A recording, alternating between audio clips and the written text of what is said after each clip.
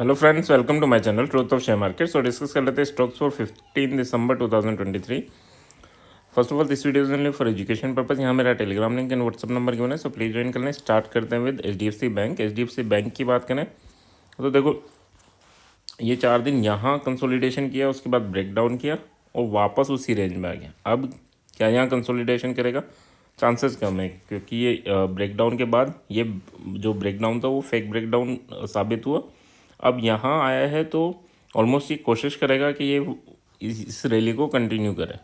तो 1655.5 अगर ब्रेक होता है तो 1666 एंड 1675 ये लेवल हमें देखने को मिल सकते हैं। 1650 का आपका यहाँ एसएल रहेगा। अगर बेरिशनेस की बात करें तो 1646.5 अगर ये ब्रेक होता है तो ही हमें थोड़ा बेरिश होना है, बट ये काफ़ी बड़ा गैप है।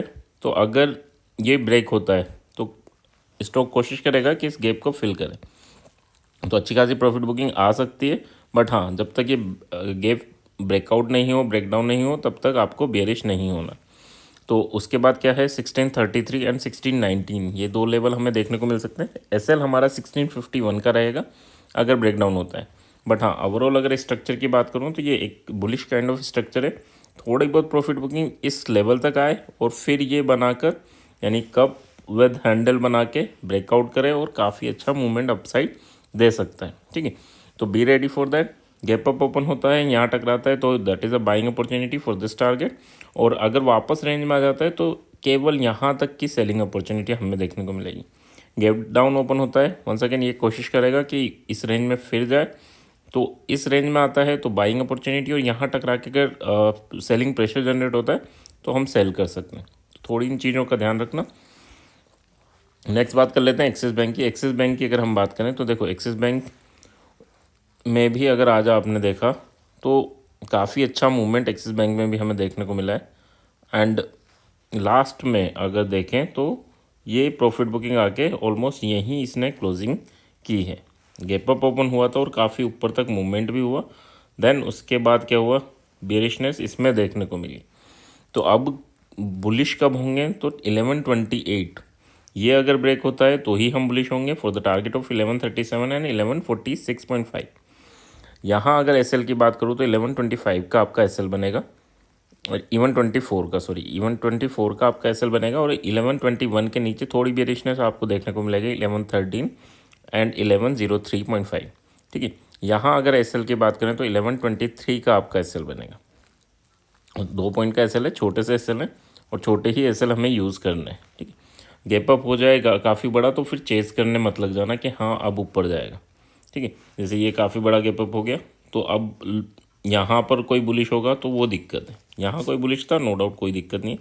बट इतने बड़े गैप अप के बाद आप बुलिश हैं तो हो सकता है छोटे मोटे मूवमेंट मिले, बट हाँ आपकी रिस्क काफ़ी बढ़ जाती है, रिवॉर्ड काफ़ी कम हो जाता है। तो काफ़ी बड़े गैप अप के बाद उसे चेज़ मत करो कि हाँ हम बुलिश हो जाए। ठीक है, और काफ़ी बड़े गैप डाउन के बाद भी उसे चेज़ नहीं करना कि हम बियरिश हो जाएं। ठीक है, कभी कभी हो जाएगा, छोटे मोटे मूवमेंट हो जाएंगे, आपको 10 रुपये पे 1 रुपये का बेनिफिट हो जाएगा। बट हाँ, 9 रुपये का लॉस भी हो सकता है अगर वो अपोजिट डायरेक्शन में जाने लग जाए। तो इन चीज़ों का थोड़ा सा ध्यान रखें। चलो बात कर लेते हैं next stock, that is our Reliance. Reliance ने क्या किया, तो रिलायंस और एचडीएफसी बैंक की दोनों की स्टोरी सेम है।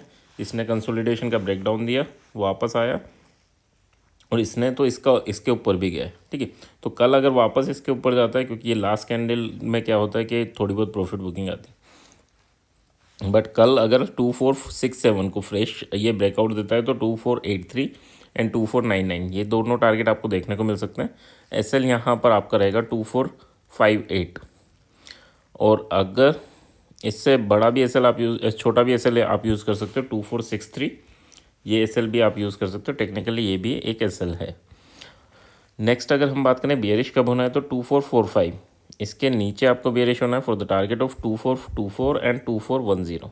यहाँ पर एसएल की बात करूँ तो 2454 इसका हार्ड एसएल रहेगा। नो डाउट ये बड़े एसएल हैं, तो आप कोशिश करना कि अगर आपको 15 मिनट के कैंडल का ब्रेकडाउन में छोटे एसएल मिलें, सॉफ्ट एसएल छोटे हों, तो आप उन्हें यूज़ कर सकते हैं, और ब्रेकआउट में उसका लो एंड ब्रेकडाउन में उसका हाई। ठीक है, इसमें मैं आप सॉफ्ट एसएल यूज़ कर सकते हैं अगर वो छोटे हों तो। नेक्स्ट अगर हम बात कर लेते हैं इन्फोसिस की, इन्फोसिस ने तो आज काफ़ी अच्छा मूवमेंट दिया है। इन्फोसिस 3 साढ़े 3 4% ऊपर मूवमेंट दिया है एंड इवन लास्ट में भी इसने काफ़ी बुलिश मूवमेंट दिया है। तो देखना ये इसने एक अपने इम्पोर्टेंट लेवल का ब्रेकआउट किया है। अगर कल इसके ऊपर होल्ड करता है तो ये बुलिशनेस कंटिन्यू रहेगी, बट हाँ अगर कल गिरना स्टार्ट होता है तो बात अलग है। तो थोड़ा सा देखना होगा 1506, अगर कल 1506 के ऊपर जाता है तो फ्रेश बाइंग आएगी इसमें 1518 एंड 1529 तक की।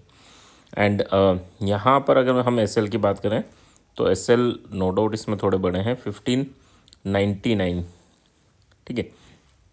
यानी अगर हम देखें तो 7 पॉइंट का एसएल रहेगा ना। 1597 के नीचे बेरिशनेस हमें देखने को मिलेगी for the target of 1586 and then 1576, ठीक है। ये दो टारगेट रहेंगे। यहाँ पर एसएल की बात करें, यहाँ पर छोटा सा एसएल यूज़ करेंगे 3 पॉइंट का 1500, ठीक है। तो ये है इन्फोसिस बुलिश है अनटिल एंड अनलेस ये 1596 के नीचे नहीं जाता, तब तक ये बुलिश है। एंड एसबीआई की बात करें, एसबीआई ने भी गैप अप ओपन किया, बट हाँ उसके बाद कंसोलिडेशन ही किया है। तो जिसने यहाँ एंट्री की होगी नो डाउट उससे अच्छा बेनिफिट हुआ होगा, बट हाँ जिसने यहाँ एंट्री की होगी, यहाँ बुलिश हुआ होगा, उसको लॉस ही हुआ होगा। तो कल के लिए क्या लेवल इंपॉर्टेंट है 625.3, अगर ये ब्रेक होता है तो 629.6 एंड देन 634.5, ये टारगेट आपको देखने को मिल सकते हैं। 622 के नीचे थोड़ी बेरिशनेस इसमें देखने को मिलेगी। फर्स्ट टारगेट पे यहाँ बुक कर लेना है 618.3। उसके बाद क्योंकि यहाँ पर देखो यहाँ काफ़ी अच्छा रेजिस्टेंस था, तो अगर नीचे भी आएगा तो यहाँ पर सपोर्ट बनेगा। तो फर्स्ट आते हुए ही इसे बुक कर लेना है, ऊपर वापस जाए इस लेवल पे जाए तो फिर आप फ्रेश सेल कर सकते हो फॉर दिस टारगेट, है ना। और दोबारा आएगा तो चांसेस बढ़ जाते हैं कि हाँ इसको ब्रेकआउट करें, है ना। तो सेकंड टारगेट क्या रहेगा 615। अच्छा एसएल की बात कर लें तो 623 आपका एसएल रहेगा फॉर बाइंग एंड 624 आपका एसएल रहेगा फॉर सेलिंग। नेक्स्ट बात कर लेते हैं, so that is Tata Motors. Tata Motors ने क्या किया, टाटा मोटर्स ने अभी एक रेंज में है, गैप अप से इसने ब्रेकआउट किया था कल जिस रेजिस्टेंस को फेस कर रहा था, एंड उसके बाद वापस उसी रेंज में आ गया। तो इम्पोर्टेंटली क्या है, अगर 621.5 ब्रेकआउट करता है तो 626.5 एंड देन 632 तक के टारगेट आपको देखने को मिल सकते हैं। एसएल की बात करूँ तो यहाँ पर 619.5 का आपका एसएल रहेगा। 719.5, 717 अगर ब्रेक होता है तो 712 एंड 707, ये दो टारगेट आपको देखने को मिलेंगे। एंड यहाँ पर अगर मैं एसएल की बात करूँ तो 720 का आपका एसएल रहेगा, ठीक है। जैसे आपका कैंडल नीचे जाती है तो आप नेक्स्ट कैंडल अगर बनती है ना रेड कैंडल, तो उसके एसएल को शिफ्ट कर दिया करो इसके हाई पर, फिर नेक्स्ट कैंडल बने उसके हाई पर, फिर नेक्स्ट कैंडल बने उसके हाई पर।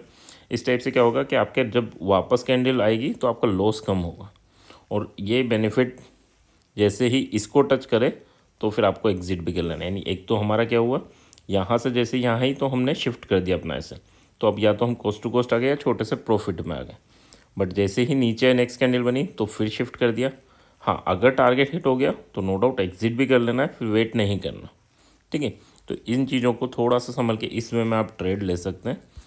नेक्स्ट अगर हम बात कर लेते हैं, so that is our Adani. Adani क्या कर रहा है, अडानी भी अपर लेवल पे ही है, एंड कल ऑलमोस्ट ये 2950 इसको ब्रेकआउट करके 3050 एंड देन 3040 लेके चलना, और 3150 ये टारगेट आपको देखने को मिल सकते हैं। फर्स्ट टारगेट तो ऑलमोस्ट अगर ये ब्रेकआउट होगा तो डायरेक्टली उसी कैंडल में मिल जाएगा आपको।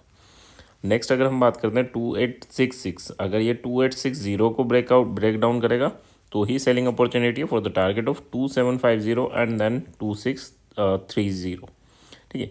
एसएल की बात करें तो एसएल यहाँ पर बनेगा आपका 2901 for the selling, and buying के लिए 2893, ये आपका बाइंग का एसएल रहेगा, है ना।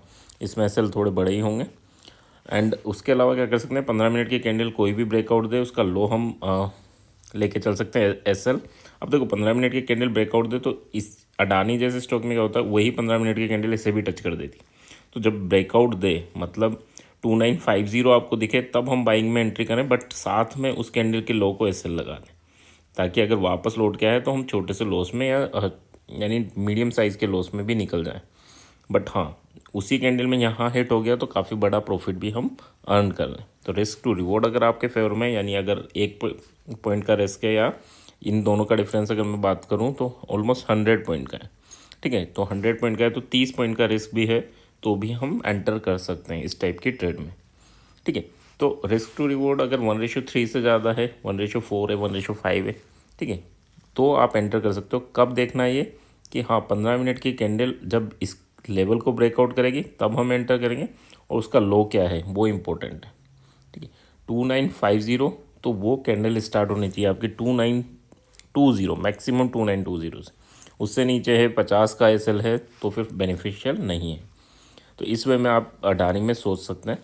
आई होप यहाँ तक चीज़ें क्लियर होंगी। क्लियर है तो please like and comment. Thank you.